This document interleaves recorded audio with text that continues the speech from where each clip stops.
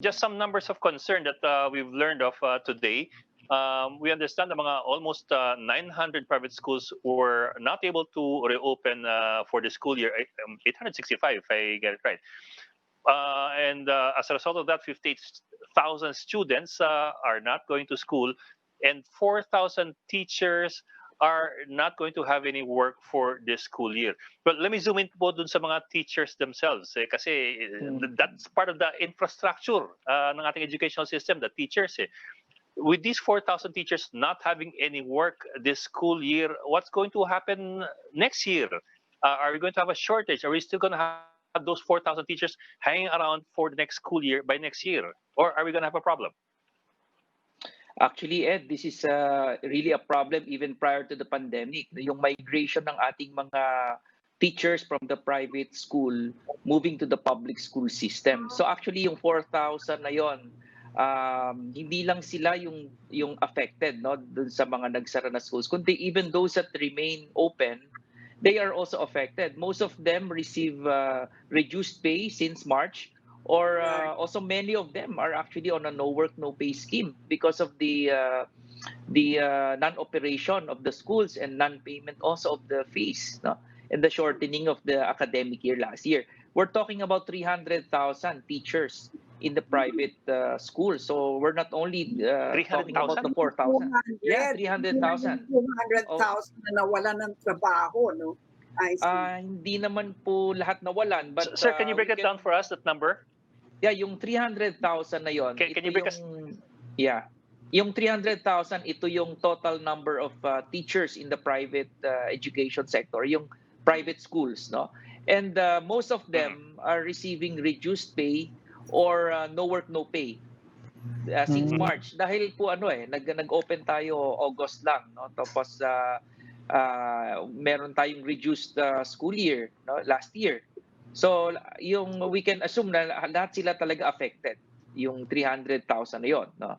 So we're not only talking about the 4,000 of the 800 schools that are closing. High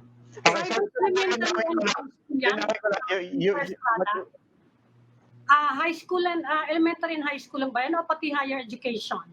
Elementary and high school lang po yon, yung 300,000 teachers. Tapos may mga nag-migrate din, di ba? Mga students, marami daw ngayon, thousands of students moved from private schools to public kasi nga libre at maraming nawalan ng trabaho. Sa ngayon po, mga ilan po yun, yung mga estudyante nyo, na-monitor nyo na ba? Well, we base it also from DepEd data. So as of July 27, ang sabi po ng DepEd, around 400,000 students in the private schools have moved to the public school system. Napakarami po nun. Almost 10% na po yun ng entire entire enrollment sa private schools. Paano ngayon ang gagawin ng mga school kung ganyang hindi naman pwedeng completely sarado na ba yan? Magsususpend. Is it possible to suspend for 1 year and then you resume again?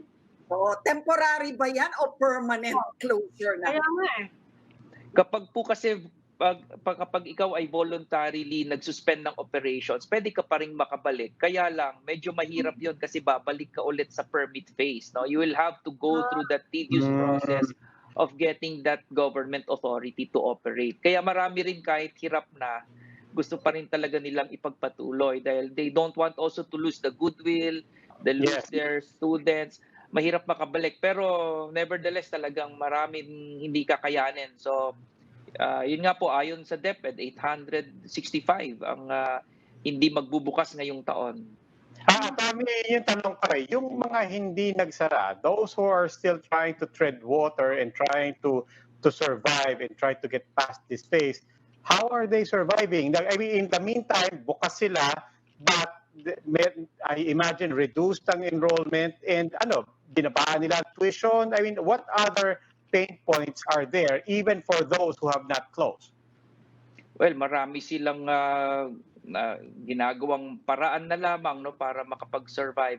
One of which is, of course, they're hoping na magkaroon ng economic assistance, no, through the Bayanihan 2. Medyo inaasahan din yon. Tapos yung enrollment kasi ngayon, kahit papano, hinihintay pa natin na matapos yung yung magsara yung enrollment period, marami pa ring umaasa na they may be able to collect some budget to sustain their operations at least for the coming school year. So ganun po talaga, reduction in cost.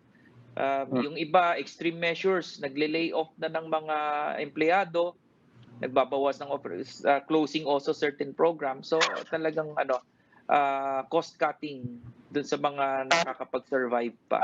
Attorney, I imagine there are ways to categorize private schools as well. Merong mga high-end, merong mga mura lang. At the same time, we could probably categorize them according to student population and so on. Which along these categories are particularly affected and talagang mas hirap even more than the others? Actually, Robbie, it's not really yung size ng school.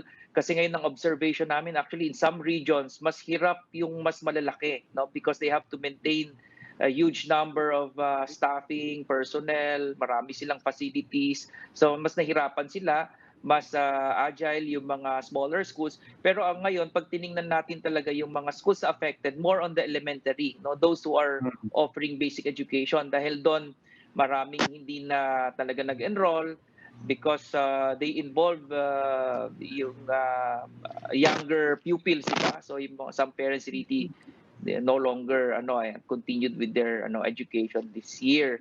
And kasi walang government support, no, sa mga estudyante sa private schools in elementary.